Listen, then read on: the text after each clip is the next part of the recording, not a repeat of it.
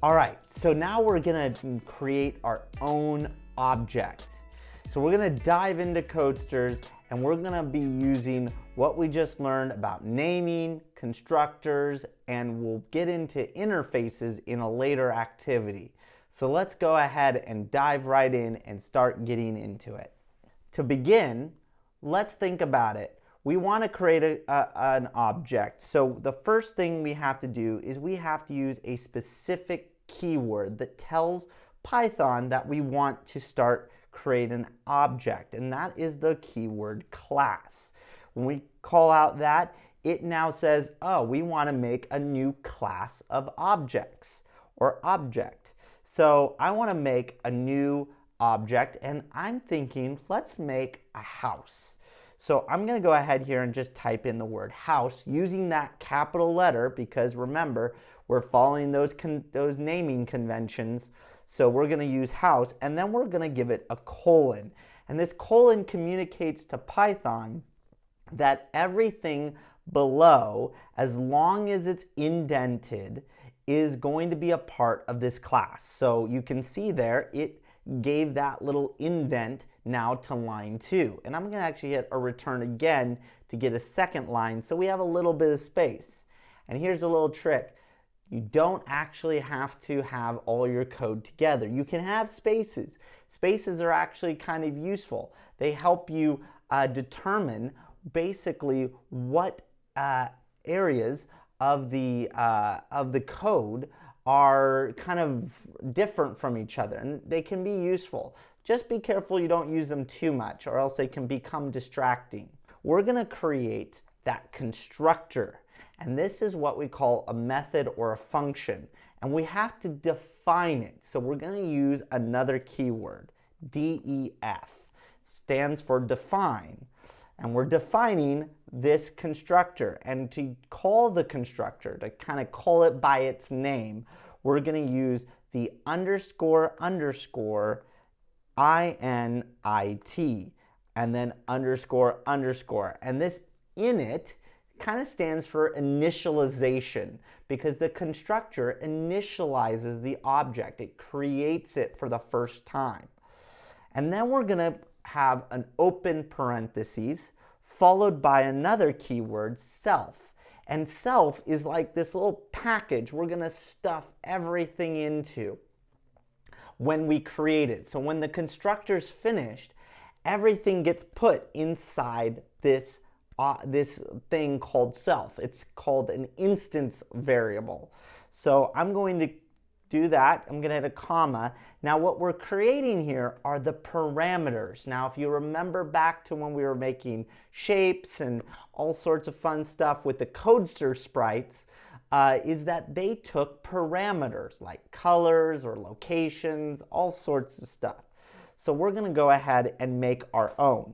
So the first one I'm going to do is X position, and I'm going to also make one called Y position. And then I'm going to make a couple others. We're making a house, so we need probably a house color. All right. And we also need a door color, because what house is not complete without a door color that is different than the house? We wouldn't be able to see the door. All right, so there we go. We got some of our key parameters. These are going to be things that we give to the constructor. We're telling it, hey, I want a house at this location with this color and that door. So we get to choose that. And then I'm going to put a colon again, because like the class, we need to define what's inside this constructor, and that's what we're going to be doing. So we're going to go ahead here and we're going to use that self phrase again. So we're going to go ahead here and hit self, and we're going to say X position equals X position. Now you might be wondering, why are we doing this? Why are we saying self.xPosition equals X position? Well, the reason why is that these variables here, these ones that we hand in as parameters, only last for a little while. So we need to put them inside the instance so they come with it. So we can always use them again. And we're going to do self.y position. And that's equal to y position. All right. And then self.house color. All right, equals house color. All right, and then we're going to do self.door color. Once again, being careful to make sure that we're following all the names. All right, so we have all our basically parameters now put into these instance variables. So let's say we want to now create our house. Now, once again, looking back at Legos, we are going to create these from smaller objects, something we can build from. So we're going to go to shapes, and we're going to go ahead here, and we're going to start with our house, which is probably going to be a Codester square. And then we probably will have a roof. We're going to use an isosceles triangle. That way it's a little easier for us to just define the width and the height and not have to worry about all the sides. And then we're going to also get a rectangle here for the door. And we're also going to get some windows. We're going to use Codester sprites for that, that are squares. And I'm just going to use these as my example. And later on, you're going to make your own, and you can decide what you want. All right, so we're going to go ahead here and go to the Codester sprite. And I'm going to go ahead and remove. Let's go ahead here and name these. So I need to name these with this self, because once again, I need to keep these. So this is going to be the house. This is going to be the roof, self.roof. And then this is going to be self.door. And this is going to be self.window. And this is going to be self.window. And I want these windows to be different, so I'm going to do window A and window B. So just so that it's clear kind of that they're different. Don't want to use, once again, the exact same variable name. All right, so we've created a pretty good constructor. Let's go ahead and call it. So once again, we did this before, but we might not have fully realized what we were doing. So I'm going to go ahead here and call, I'm going to say blue underscore house. And I'm going to equal to self, actually I'm going to make this red house. Let's do that, red house. And I'm going to say equals house, the constructor. Remember, we're calling the object, and when we call the object, it's going to go to the constructor, and we're going to give it the X position. We're going to give it the Y position. We're going to give it the color. Remember, those are strings. So we're going to say color is red, house color, and we're going to give it a blue door color. And we're going to do that. Okay, so let's go ahead here and hit return and see what happens. So we run it and we get a square.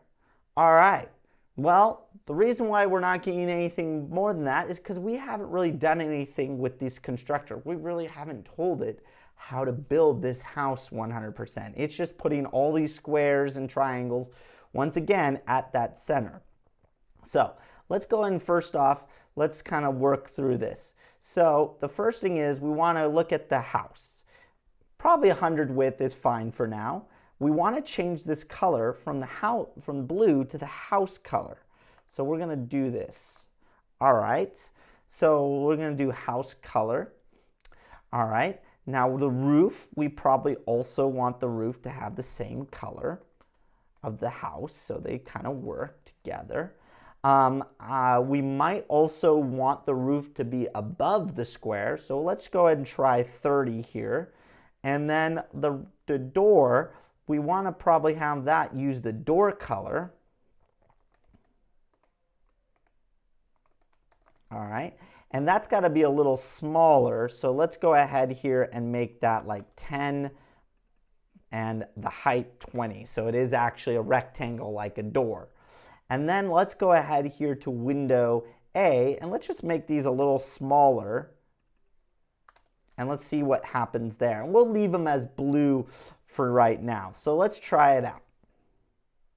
Okay, now our roof is kind of pointy, and I'm looking at here, and the height and width.